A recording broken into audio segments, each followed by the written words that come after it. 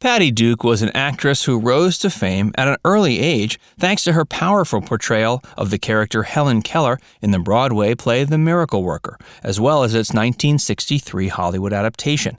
Sadly, her early fame wasn't all it was cracked up to be.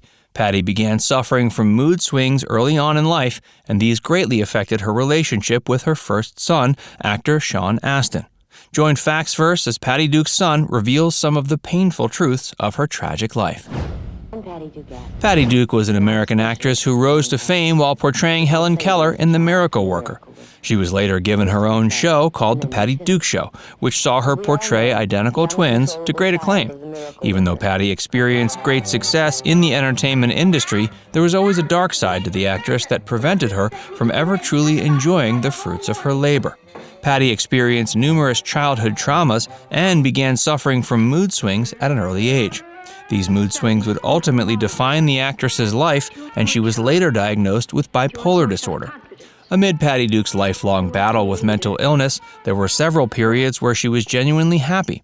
One of these was during her marriage to fellow TV star John Astin, known for his time on The Addams Family. They married in 1972, and Patty became a mother to his 3 sons from a previous marriage.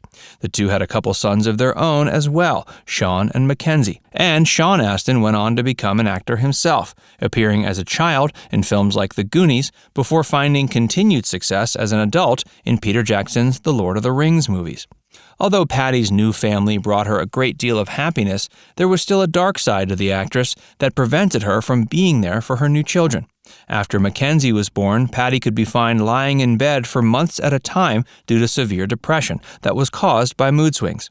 However, these mood swings also brought about periods of mania, where Patty's children often felt as if their lives were at risk from their mother's abusive behavior. According to Sean, Patty could be both emotionally and physically abusive to her children during her mania. And Sean has shared she often seemed jealous of any attention the children would get from their father, which caused her to abuse them even more. While Patty would later be diagnosed with bipolar disorder, she initially was unsure of how to deal with her mood swings or what was causing them. To deal with them, Patty turned to recreational drug use. Sadly, her self-medication only worsened the problem. Sean recalls his mother's drug use got so bad at certain points, he found himself worried for her life at an age when he was arguably too young to even be aware of the concept of mortality. Patty later got the help she needed, but the damage to her and John's marriage, as well as to her relationship with the 5 children they shared, would never truly be mended. Sean has carried the damage done by his mother's abuse with him to this day, and his mother brought the guilt of what she had done to her grave. Patty was diagnosed with bipolar disorder in 1982. At the time, the condition was known as manic depression, and Patty preferred to continue using manic depression even after the term bipolar disorder was introduced. She felt manic depression was a more fitting term given the way the condition felt to experience firsthand. To combat it, she was given a prescription for lithium. The lithium helped the actress a great deal, and most of the issues she suffered early on in her life vanished soon after her 1982 diagnosis. But the dark shadow of Patty's past actions still loomed over the family she shared with John Astin. And a paternity test later revealed John wasn't actually Sean's biological father. The father was a man Patty had briefly been married to during one of her manic episodes. After Patty began receiving the treatment she needed, she took it upon herself to become an advocate for other people like her suffering from the condition who hadn't been diagnosed. Patty believed that if she spread awareness about bipolar disorder, there would be fewer people out there going through it alone. Patty was often viewed favorably for her work advocating for the increased awareness of the disorder and was one of the first major public figures to publicly come out with such a diagnosis. Hey, if you're enjoying this video so far, be sure to give it a like and subscribe to FactsVerse if you haven't already. Despite the fact Patty Duke's 1982 diagnosis of bipolar disorder had helped her turn her life around and start using her negative experiences for good, her marriage to John didn't survive the rest of the decade. It was hard for Sean Astin to forgive his mother for what she did to him, and it was also hard for Patty Duke to forgive herself. Sadly, the demons that had plagued her had likely been passed on to her from her parents, who respectively suffered from depression and alcoholism. The poor condition of Patty's parents wasn't even the most disturbing trauma that came about from the actress's childhood, as she was given up by her parents and placed under the care of abusive talent managers when she was only 8. While this opened up the opportunity for Patty to become the famous Hollywood star the world knows and loves, it also opened up the floodgates of childhood traumas that plagued the actress until her dying days. In 1987, she released an autobiographical tell-all memoir called Call Me Anna. The title refers to her birth name. Patty had her first name changed to its more famous variant when she was given over to her new caregivers, and the name of Patty ended up becoming viewed by the actress as a symbol of her oppression. The talent managers were named John and Ethel Ross. Patty served as both their daughter and their worker. The two were said to have exerted total control over every facet of Patty's life. Although they found the young girl a great deal of work in the industry, they charged exuberant fees for their services as her managers. While Patty's new manager parents worked the girl to the bone and took all her money was bad enough, John Ross also allegedly touched Patty inappropriately on several occasions, disgusting incidents that caused the young girl to vomit.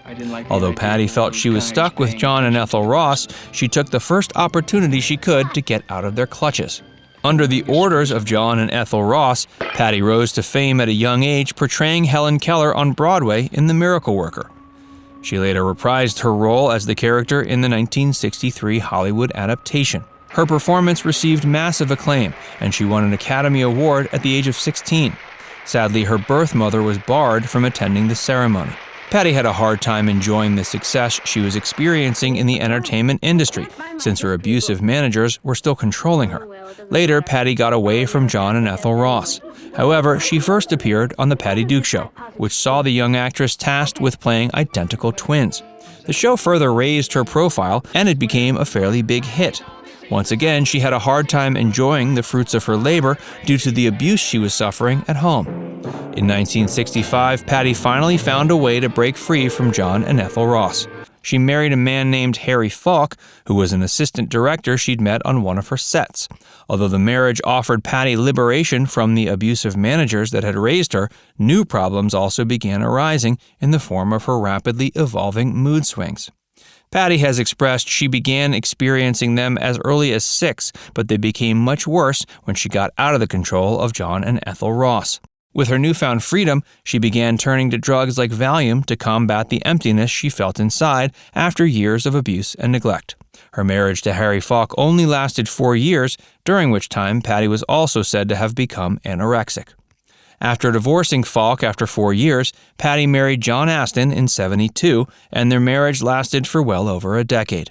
After divorcing John, Patty married once more, and that marriage became the happiest of Patty's life before her death in 2016. That was to a man named Michael Pierce. The two married in 1986 and adopted a son together that they named Kevin. According to Sean, his mother was able to find forgiveness for the abuse she had been subjected to in the past while raising Kevin. Now it's time to hear from you. Comment down below to share what your favorite role from Patty's career is. And before you go, make sure you give this video a like and subscribe to Facts First if you haven't already. Click the bell icon to stay updated on all our latest content.